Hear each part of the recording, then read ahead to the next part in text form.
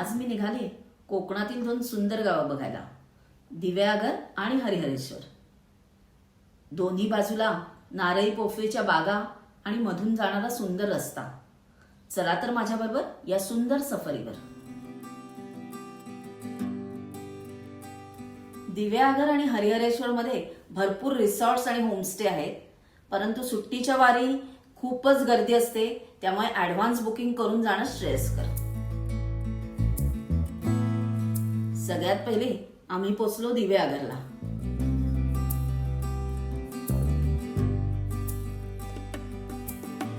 हॉटेलवर check in करून मग थोडा आराम केला आणि मग निघालो बीचवर.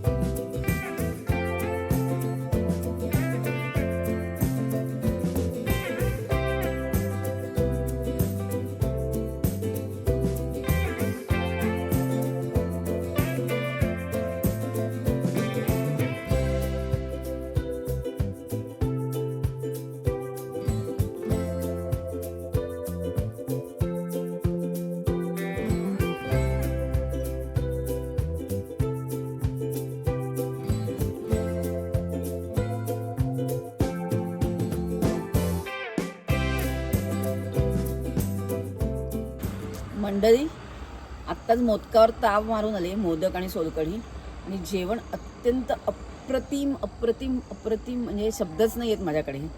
म्हणजे व्हेजिटेरियन लोकांचा नेहमी प्रॉब्लेम होतो बरेच ठिकाणी जेवायचं, कुठे जेवायचं, काय जेवायचं.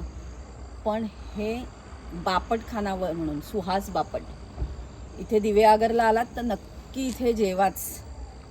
म्हणजे माझा फुल फुल फुल 10पैकी 10पैकी 10पैकी 10 मार्क आहे. अगदी पोळ्या गरम गरम लुसलुशीत, काय वर्णन कराव्या.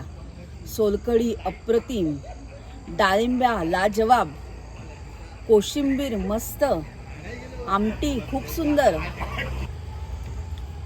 पापड, गरम गरम भात खूपच सुंदर. म्हणजे कोणताही पदार्थ असं नव्हतं की अरे उगाच वाढला किंवा खाल्ला असं. खूपच सुंदर. हे खानावळ आहे, फक्त इथे थोडं आधी सांगायला लागतं तुम्हाला. आधी सांगा, फोन करून या, मग तुमची जेवणाची सोय होऊन जाईल, काहीच प्रॉब्लेम नाही. म्हणजे दिवेआगरला तुम्ही कुठेही राहिलात तरी जेवायला इथेच या, असं मी रेकमेंड करेन तुम्हाला.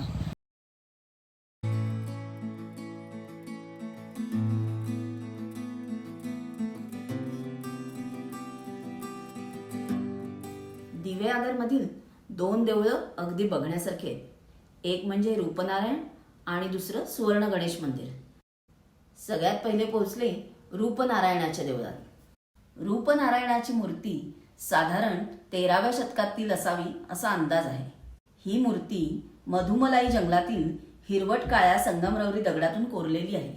माधवराव पेशव्यांच्या पत्नी रमाबाई यांनी या मंदिराला भेट दिल्याचा उल्लेख इथे सापडतो.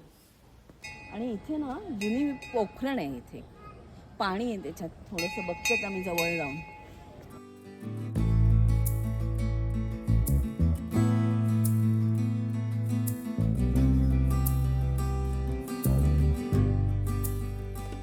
सभोवताली नारळी पोफळीच्या बागा आणि मधोमध ही दोन लाल दगडी देवळं, खूपच सुंदर.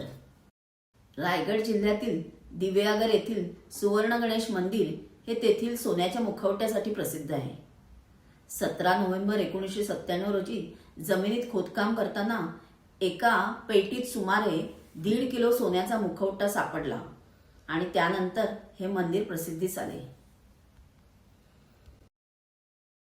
मंडळी, कोकणात आले आणि शाळेचं पाणी प्यायलं नाही तर कोकण ट्रिपच अधुरी राहील, नाही का? शाळेचं पाणी मस्त आहे कोकणात आल्यावर पिणं. आज मी निघाले होते हरिहरेश्वरला.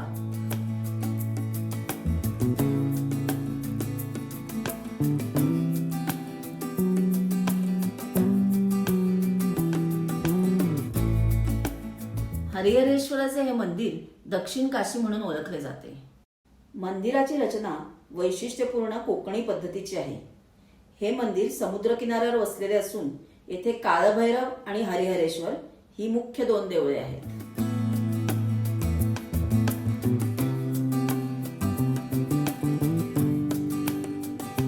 या मंदिराची प्रदक्षिणा खूपच वैशिष्ट्यपूर्ण आहे.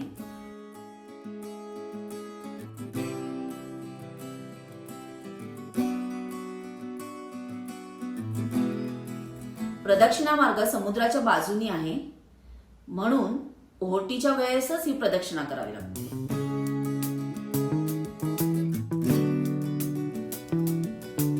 समुद्राच्या पाण्यामुळे प्रदक्षिणा मार्ग खूपच ओला आणि निसरडा झाला असतो, त्यामुळे इथे प्रदक्षिणा घालताना खूपच काळजीपूर्वक घालायला पाहिजे.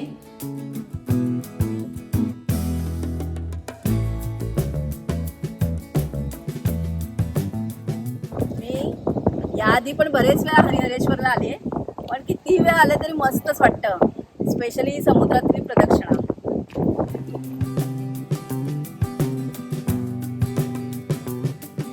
हा समुद्र खूपच धोकादायक आहे, त्यामुळे समुद्राच्या जवळ, पाण्याच्या जवळ जाऊ नका. तर मंडळी, हा व्लॉग कसा वाटला तुम्हाला? आवडला तर नक्की लाईक करा, कमेंट करा आणि जे चॅनलवर नवीन आहे त्यांनी चॅनल सबस्क्राईबही करा.